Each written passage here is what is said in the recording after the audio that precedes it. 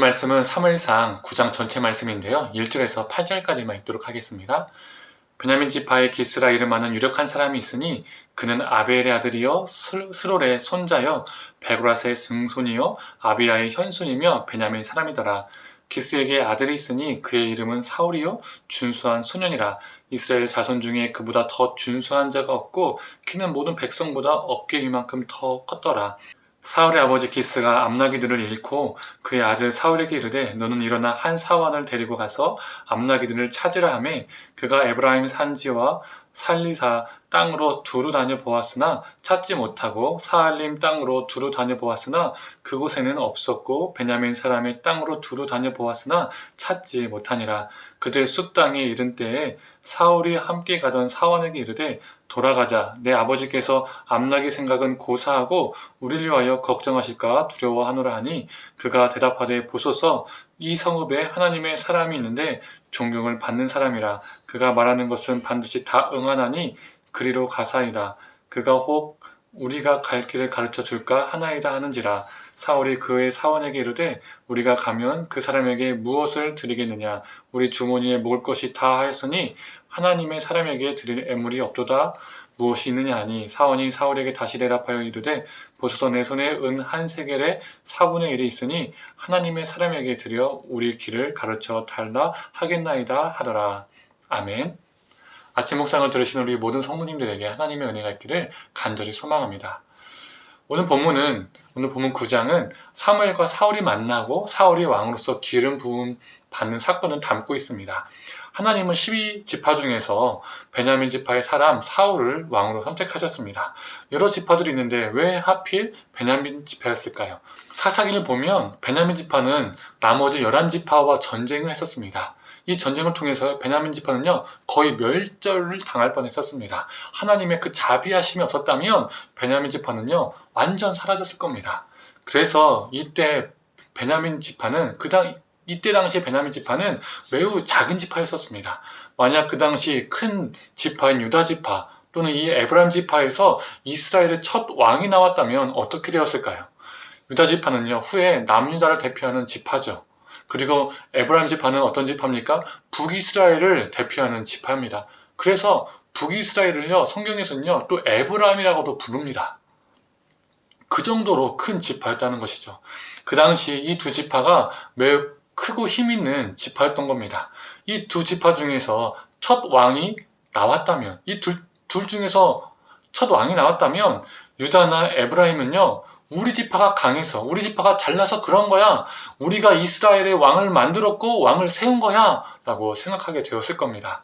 그러나 하나님은 가장 작은 지파, 자랑할 수 없는 지파, 가장 초라한 지파, 그 지파에서 첫 왕을 세우심으로써 왕이 사람이 세운 것이 아니라 또 어떠한 강력한 지파가 왕을 세운 것이 아니라 하나님이 그 왕을 세우셨다는 것을 보여주고 계신 것이죠.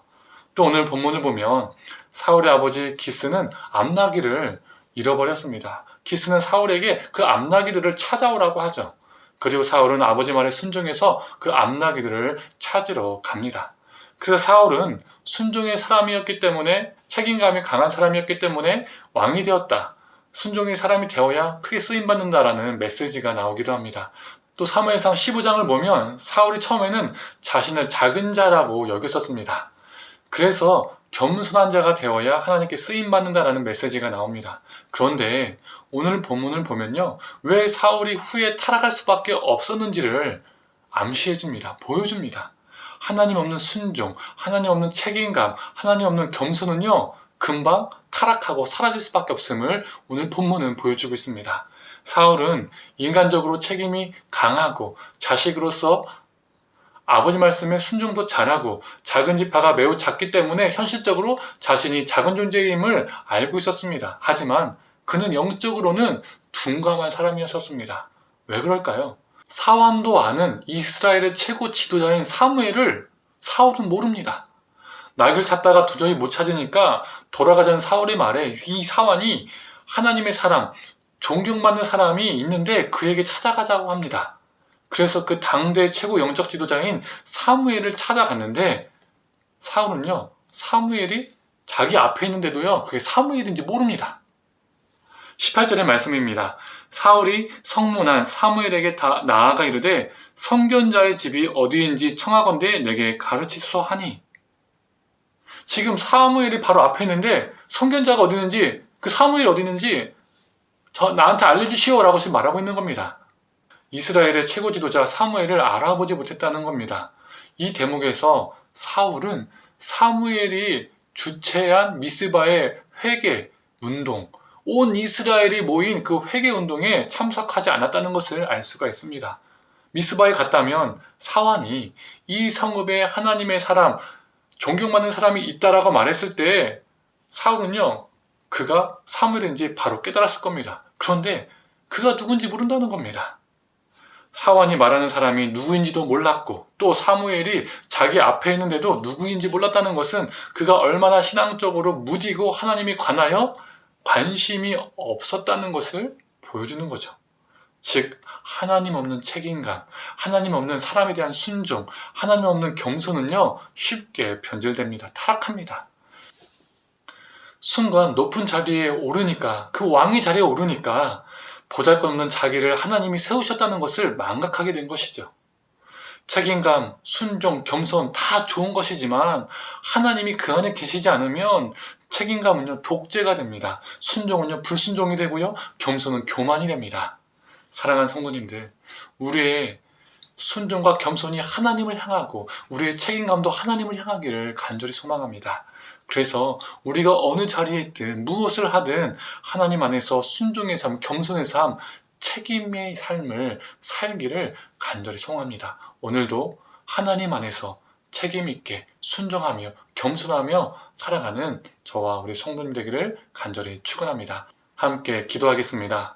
하나님, 그는 책임감 있는 사람이었을지 몰라도, 또 아버지 말에 순종하는 사람이었을지 몰라도, 또 자신이 작은 자임을 인지한 사람이었을지 몰라도 하나님에 대해서 무관심하고 무디었던 사람이었습니다. 그것이 그의 타락을 불러일으켰었습니다.